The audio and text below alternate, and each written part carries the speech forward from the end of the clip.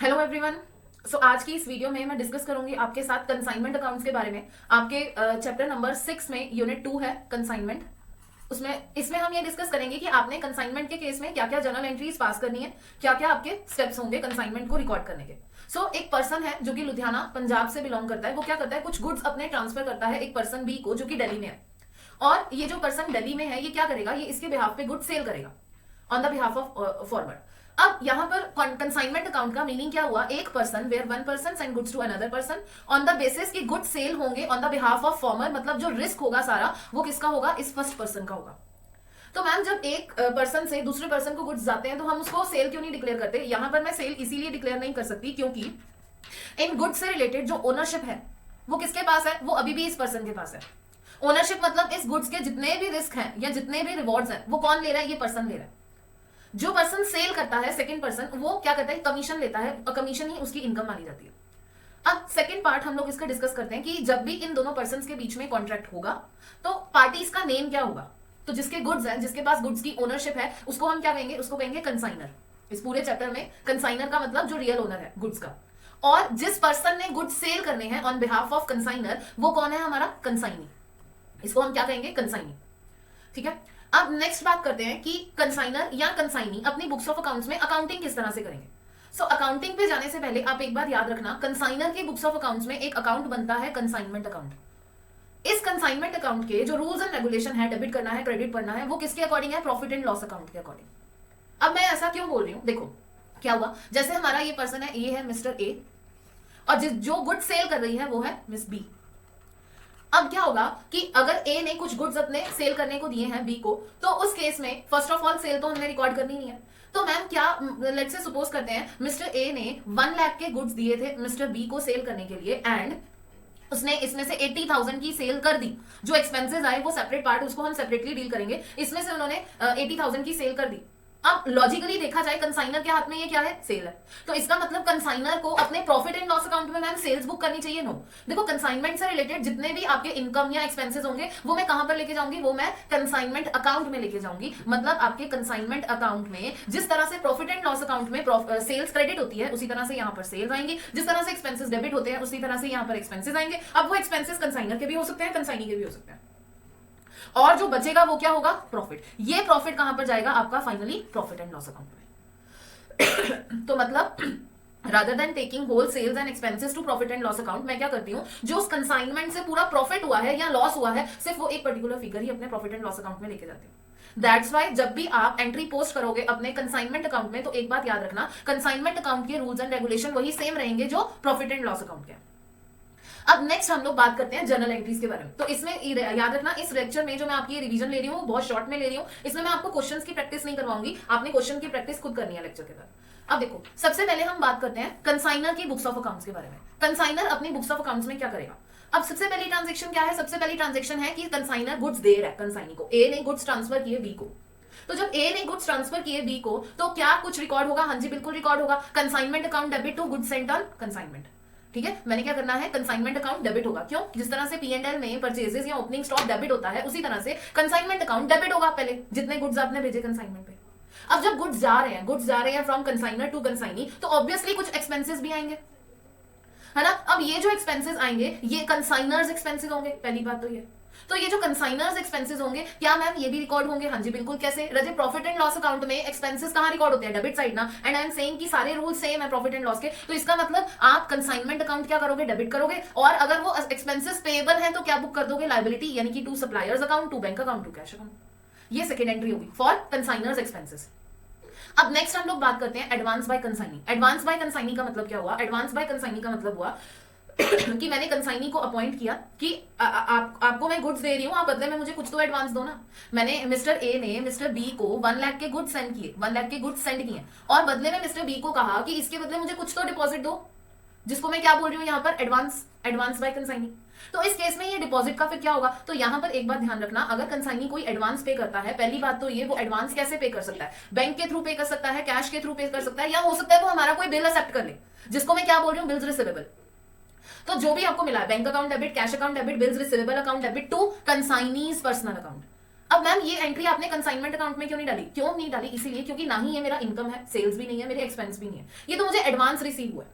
So that's why हम ये income नहीं डालेंगे अपने कंसाइनमेंट अकाउंट में, इनकम नहीं, ये एडवांस नहीं डालेंगे कंसाइनमेंट अकाउंट में। इनफैक्ट कंसाइनमेंट अकाउंट से इसका कुछ लेना देना ही नहीं होगा। नेक्स्ट हम बात करते हैं एक्सपेंसेस बाय कंसाइनी। ये कंसाइनी के एक्सपेंसेस की बात हो रही है। यहां पर बात हो रही है कि मैम कंसाइनी भी तो कुछ गुड्स एक्सपेंसेस इनकर कर सकता है ना। अब अगर मान लो ए ने कुछ गुड्स सेंड किए हैं बी को, तो इस केस में बी क्या करेगा? कुछ एक्सपेंसेस इनकर करेगा, उसको गुड्स वेयर हाउस में रखने पड़ेंगे। ऐसा तो नहीं है ना गुड्स रिसीव कर लिया और एकदम से ही सेल होगी, नहीं, वो तो नहीं है होगा। तो गुड्स रिसीव किए तो उसमें उसको गोडाउन में स्टोर करने पड़ेंगे, गोडाउन का रेंट जाएगा, एडमिनिस्ट्रेशन सुपरवाइजर रखना पड़ेगा, उसके लिए सुपरविजन के एक्सपेंसेस, सैलरीज पे करनी पड़ेगी, इलेक्ट्रिसिटी एक्सपेंसेस वगैरह आएंगे।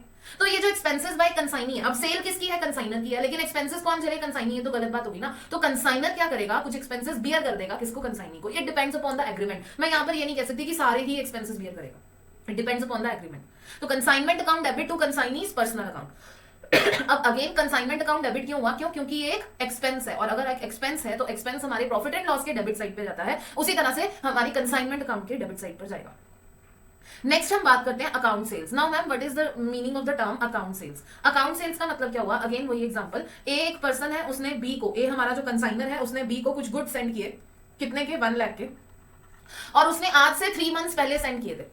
अब 3 मंथ्स के बाद बी ने क्या किया? एक बी ने डॉक्यूमेंट दिया ए को, जिसको वो बोलता है अकाउंट सेल, जिसमें उसने लिखा कि इन 1 लाख में से 80,000 की सेल्स मैंने अभी तक कर दी है। इस 80,000 की सेल्स को करने के लिए 5,000 के मेरे एक्सपेंसेस आए हैं, 5,000 के एक्सपेंसेस हैं, और बाकी का जो 75,000 है ना, वो क्या है? मैंने नेट आपको मैं दे रहा हूं, ठीक है। अब अकाउंट सेल्स सो एक तरह का डॉक्यूमेंट हुआ जिसमें कंसाइनी बताएगा कि उसके क्या क्या एक्सपेंसेस आए हैं कंसाइनमेंट पर, और उसने कितनी सेल्स कर दी है। अब यहां पर एक बात का ध्यान रखना आप लोग कि आप लोग इसको रिकॉर्ड कैसे करोगे। आपने first of all net amount नहीं रिकॉर्ड करना, आपने सेल्स अलग और एक्सपेंसेस अलग रिकॉर्ड करना है। सेल्स की एंट्री कैसे होगी? सेल्स की एंट्री होगी consignee's personal account debit to consignment account, ठीक है। Consignee's personal account debit to consignment account. अब कंसाइनमेंट अकाउंट क्रेडिट क्यों हुआ? प्रॉफिट एंड लॉस अकाउंट में आप जब इनकम रिकॉर्ड करते हो तो क्रेडिट करते हो ना, तो same case consignment account credit. Consignee's personal account में डेबिट क्यों किया जाए? ये रिसीवेबल है, आपको ये सेल अमाउंट उससे रिसीव करना है, और रिसीवेबल मतलब हमारा एसेट, एसेट जब इंक्रीज होता है तो आप डेबिट करते हो। तो consignee's personal account debit to consignment account. अब नेक्स्ट हम लोग बैड डेट पे जाने से पहले बात करेंगे किसके बारे में? कंसाइनी की बुक्स ऑफ अकाउंट्स में क्या चल रहा है। तो कंसाइनी की बुक्स ऑफ अकाउंट्स में सबसे पहले जब गुड्स सेंड होंगे तो कंसाइनी पर कोई ऑब्लिगेशन नहीं है। दैट्स वाई जब गुड्स वो रिसीव करेगा, जब कंसाइनर यहां से गुड्स भेज रहा है, तो कंसाइनी को अपनी बुक्स में कोई एंट्री रिकॉर्ड करने की जरूरत नहीं है। नेक्स्ट, कंसाइनर एक्सपेंसेस बियर कर रहा है ना, तो कंसाइनर देखिए अपनी बुक्स में, कंसाइनी उसको रिकॉर्ड करके क्या करेगा? तो that's why again for consignor's expenses हमें कोई एंट्री भी रिक्वायर्ड नहीं है। अब हम बात करते हैं एडवांस की। एडवांस तो पे कर रहा है। अब एडवांस जो पे करेगा कंसाइनी, वो कैसे पे कर सकता है? हो सकता है वो बिल दे दे, या हो सकता है वो कैश दे दे, या हो सकता है वो बिल्स पेबल साइन कर दे, ठीक है, बिल्स पेबल। तो अब इस केस में सबसे पहले क्या होगा? Consignor's personal account debit. क्यों? क्योंकि कंसाइनर को मैं पे कर रही हूं, consignor personal account debit to bank. अब अगर कैश के थ्रू पे होगा तो आप क्या लिख लोगे? कैश। अगर बिल पेबल साइन हो रहा होगा तो बिल पेबल अकाउंट। नेक्स्ट हम लोग बात करते हैं एक्सपेंसेस बाय कंसाइनी। कंसाइनी ने एक्सपेंसेस इनकर किए। अब जब कंसाइनी ने एक्सपेंसेस इनकर किए, वो क्या रिकवर कर लेगा ना? किससे? कंसाइनर से। वो खुद की पॉकेट से थोड़ी ना एक्सपेंसेस इनकर करेगा। तो दैट्स वाई जब कंसाइनी एक्सपेंसेस रिकवर कर लेगा कंसाइनर से, तो उस केस में एंट्री क्या होगी? Consignor's personal account debit to supplier bank या कैश अकाउंट। मतलब अगर वो एक्सपेंसेस पेबल होंगे तो सप्लायर आइदर बैंक और कैश अकाउंट। अब नेक्स्ट हम बात करते हैं अकाउंट सेल्स के बारे में। तो अकाउंट सेल्स सब फर्स्ट ऑफ ऑल तो जो कंसाइनी ने सेल की है, that should not be recorded in profit and loss of consignee. क्यों? क्योंकि ये उसकी खुद की सेल नहीं है, ये किसी और पर्सन के बिहाफ पर वो सेल कर रहा है। हाँ, जो उसको कमीशन रिसीव होगी ना, वो अपने प्रॉफिट एंड लॉस अकाउंट में करेगा रिकॉर्ड, वो हम कमीशन की एंट्री जब आएगी तब देखेंगे। तो अकाउंट सेल्स के केस में आपके पास पैसा आया सेल से, तो आपका कैश अकाउंट, बैंक अकाउंट या डेटर अकाउंट बड़ा होगा, और आपने ये पैसा अब देना है। किसको देना है? कंसाइनर को देना है। तो कंसाइनर्स पर्सनल अकाउंट, मतलब आपने ये पैसे उसको देने हैं ना। दैट्स वाई यहां पर मैंने क्या बुक कर दी? लायबिलिटी बुक कर दी। दैट्स वाई मैंने यहाँ पे लायबिलिटी बुक कर दी। तो कैश अकाउंट डेबिट या बैंक या debtors account debit to consignor's personal account. अब नेक्स्ट हम लोग बात करते हैं बैड डेट की। तो देखो बैड डेट के केस में क्या होगा मैम? बैड डेट का खर्चा कैसे बियर करेंगे? अब सबसे पहले तो बैड डेट का मीनिंग समझो। बैड डेट का मीनिंग होता है आपके कुछ ऐसे रिसीवेबल्स थे जो बैड हो गए, जिन्होंने आपको पैसे नहीं दिए। अब लेट्स से सपोज करो एक पर्सन है ए, वो कहां पे है? पंजाब में है, और वो गुड्स सेंड करता है दूसरे पर्सन को बी को, जो कि दिल्ली में है। अब जब बी सेल गुड्स उसके पास पहुंच गए, बी के पास, बी सेल करने लगा, तो बी के पास एक कस्टमर आया और वो कस्टमर है एक्स। वो कस्टमर कहता है कि क्या आप मुझे ये पर्टिकुलर गुड्स क्रेडिट पर सेल करोगे? तो बी जो है वो सोच में पड़ गया, क्योंकि ये उसके गुड्स खुद के नहीं थे। उसने क्या किया? उसने ए को अप्रोच किया। किसने? बी को। किसने, बी ने, और ए को अप्रोच करके वो ये कहता है कि क्या मैं आपके गुड्स क्रेडिट पर सेल कर देता हूं, कर सकता हूं मैं, वो बेसिकली पूछ रहा है। तो अब इस केस में दो सिनेरियोस बन सकते हैं। एक फर्स्ट सिनेरियो क्या है, फर्स्ट सिनेरियो है कि ए अपना रिकॉर्ड वो कर दे, ए को बी को कह दे कि आप क्रेडिट पे सेल करो। बी ने पूछा अगर ये डेटर जो है, जो मिस्टर एक्स है, ये बैड हो गया, फिर बैड डेट बन गया, तो ए ने कहा नहीं आप कर दो, जो डेटर का बैड डेट का रिस्क है वो मेरा, मैं खुद ले लूंगा रिस्क उसका, बैड डेट का। तो उस केस में जो एंट्री यानी कि जो बैड डेट खर्चा होगा वो किसका होगा, कंसाइनर का। यहां पर एक पॉइंट ऐड करना कि अगर रिस्क जो बियर कर रहा है वो कौन बियर कर रहा है, कंसाइनर बियर कर रहा है, इट मींस जो बैड डेट का खर्चा है वो किसका है, कंसाइनर का है। तो that's why consignment account debit to consignee's personal account होगा। Consignment account debit to consignee's personal account, ये किसकी बुक्स की बात कर रही हूं मैं, ये मैं बुक्स की बात कर रही हूं कंसाइनर की, ये मैं कंसाइनर की बुक्स की बात कर रही हूं। वही कंसाइनी अपने बुक्स के बारे में क्या कहता है, तो कंसाइनी ने सबसे पहले तो जब वो सेल कर दी, ए ने कहा रिस्क मैं बियर कर लूंगा, आप क्रेडिट पर सेल करो मेरे गुड्स बस, ठीक है, मतलब रिस्क बियरर कौन है, कंसाइनर। तो उस केस में ए सबसे पहले तो बैड डेट रिकॉर्ड करेगा, जब क्रेडिट पर सेल हो जाएगी और वो पर्सन बैड हो जाएगा तो bad debt account debit to customer account. आप यही नॉर्मली एंट्री पास करते हो ना, एक्सपेंस क्रिएट करते हो, बैड डेट क्या किया आपने, एक्सपेंस इंक्रीज कर दिया, एक्सपेंस क्रिएट कर दिया डेबिट, और कस्टमर्स अकाउंट रिसीवेबल्स अकाउंट क्या कर दिया, क्रेडिट कर दिया। नेक्स्ट, अब क्योंकि ये जो एक्सपेंस है ये उसकी पॉकेट से नहीं जाना, ये कंसाइनर ने बियर करना है, तो दो फिर कंसाइनर के अकाउंट में, consignor's personal account debit to bad debt, मतलब यहां पर जो एक्सपेंस क्रिएट किया था कंसाइनी ने, वो यहां पर आके उसने क्या कर दिया, कंपनसेट कर दिया, consignor's personal account debit to bad debt account. अब मैम यहां पर एक वर्ड लिखा हुआ है डेल क्रेडिट कमीशन, इस डेल क्रेडिट कमीशन का मतलब क्या होता है, तो देखो डेल क्रेडिट कमीशन का मतलब क्या हुआ, अब यहां पर उसका रेलेवेंस आएगा, यहां पर उसका रेलेवेंस क्या आएगा, अब यहां पर जो रिस्क बियरर है वो कौन है, कंसाइनी, मतलब अगेन वही सिचुएशन एक लेते हैं, क्या मिस्टर ए है जो कि हमारा क्या है, कंसाइनर, उसने मिस्टर बी को कुछ गुड्स दिए, मिस्टर बी हमारा कंसाइनी है, जब गुड्स उसको रिसीव हो गया और उसको सेल करने लगा, मिस्टर बी के पास एक पर्सन आया, मिस्टर एक्स, और ये एक्स कहता है मुझे गुड्स कुछ चाहिए, क्रेडिट पर चाहिए, मुझे, मैं आपको अमाउंट अभी नहीं पे कर पाऊंगा। अब इस केस में अगेन मिस्टर बी ने मिस्टर ए को अप्रोच किया, और अब यहां पर दूसरा सिनेरियो बन गया, दूसरा सिनेरियो क्या बन गया कि मिस्टर ए ने कहा देखो आपने गुड सेल करने हैं आप करो, लेकिन आप अपने रिस्क पे गुड सेल करना, मतलब अगर ये मिस्टर एक्स जो आपकी पार्टी है ना ये बैड होगी ना, बैड डेट बन गई ना, तो मैं इसके एक्सपेंसेस बियर नहीं करूंगा। मिस्टर ए ने अपने आप को निकाल दिया वहां से। तो अब यहां पर जो रिस्क बियर कर रहा है वो कौन बियर कर रहा है, रिस्क बियर कर रहा है हमारा कंसाइनी, मतलब जो खर्चा बुक करेगा वो कौन बुक करेगा, कंसाइनी। तो उस केस में इसके बदले जो ये कंसाइनी खर्चा बुक कर रहा है, इसके बदले मतलब रिस्क जो ले रहा है, इसके बदले हमारा कंसाइनर जो है उसको एक कमीशन पे करता है, जिसको मैं क्या बोलती हूँ, डेल क्रेडिट कमीशन। अब अगर यहां पर रिस्क जो है वो किसका है, कंसाइनर का है हमारे, तो उस केस में जो उससे रिलेटेड एक्सपेंसेस हैं, बैड डेट्स के एक्सपेंसेस, वो कौन बियर करेगा, ऑब्वियसली कंसाइनी ही बियर करेगा, है ना, जो बैड डेट्स के एक्सपेंसेस हैं वो एक कंसाइनी ही बियर करेगा। और अगर अब रिस्क हमारे कंसाइनी का है तो उसके commission account debit to bad debt का अमाउंट, मतलब उसकी इनकम एक कम कर दूंगी और एक्सपेंस वहां से कम कर दूंगी। मैम कंसाइनर अपनी बुक्स में कोई एंट्री रिकॉर्ड नहीं करेगा, नो, कमीशन जो पे होगी उसकी एंट्री रिकॉर्ड होगी, बाकी अब बैड डेट का खर्चा कोई कंसाइनर का तोड़ना है तो अब वो एक्सपेंसेस भी रिकॉर्ड फिर नहीं करेगा।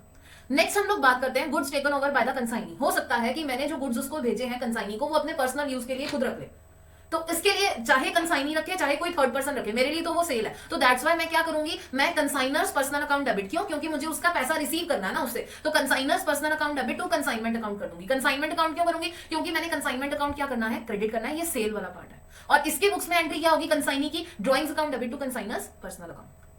अब नेक्स्ट हम लोग बात करते हैं अनसोल्ड स्टॉक के बारे में। मैम जो हमारा क्लोजिंग स्टॉक पड़ा है 1 लाख के गुड्स सेंड किए थे, अब इसमें से 80,000 के सेल हो गए, एक्सपेंसेस रिकॉर्ड कर दिए, सब कुछ रिकॉर्ड कर दिया, सेल्स भी रिकॉर्ड कर दी, जो 20,000 के गुड्स बैलेंस बच गए हैं उसका क्या, तो जो 20,000 के अनसोल्ड स्टॉक बचा है ना उसके लिए consignment stock account debit to consignment account. Profit and loss account में क्लोजिंग स्टॉक कहां डालते हो, क्रेडिट साइड डालते हो ना, on the same note consignment account में भी कहां पर जाएगा, क्रेडिट साइड पर। ये जो कंसाइनमेंट अकाउंट है ये आपका कंसाइनमेंट स्टॉक अकाउंट है, ये आपका बैलेंस शीट में अपीयर करेगा। अब यहां पर एक बात समझो मैम, जो कमीशन है वो भी तो पे होगी, हाँ जी बिल्कुल पे होगी, तो commission account debit to consignee's personal, sorry consignment account debit to consignee's personal account, क्योंकि ये जो कमीशन है ये हमारे कंसाइनर के लिए खर्चा है, एक्सपेंस है, उसने पे करनी है ना कंसाइनी को, और क्योंकि कंसाइनी को पे करनी है that's why consignee's personal account credit कर दिया।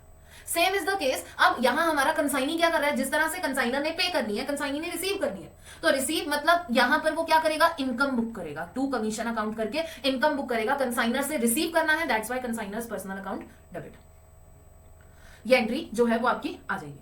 अब हम बात करते हैं लास्ट एबनॉर्मल लॉस के बारे में। तो एबनॉर्मल लॉस, एक बात ध्यान रखना कि आप लोगों का एबनॉर्मल लॉस आ रहा है या क्लोजिंग स्टॉक की वैल्यूएशन आ रही है, दोनों ही केस में आपने जो उसमें कॉस्ट लेनी है ना, वो कहां तक लेनी है, जहां तक एक्सपेंसिव, जहां तक वो खर्चे हो चुके हैं। जैसे लेट से सपोज करो हमारे कंसाइनर ने, मिस्टर ए ने क्या किया, लुधियाना से कुछ गुड्स सेंड किए, कितने के, 1 लाख के, और ये 10,000 यूनिट्स थे, ठीक है, नंबर ऑफ यूनिट्स 10,000।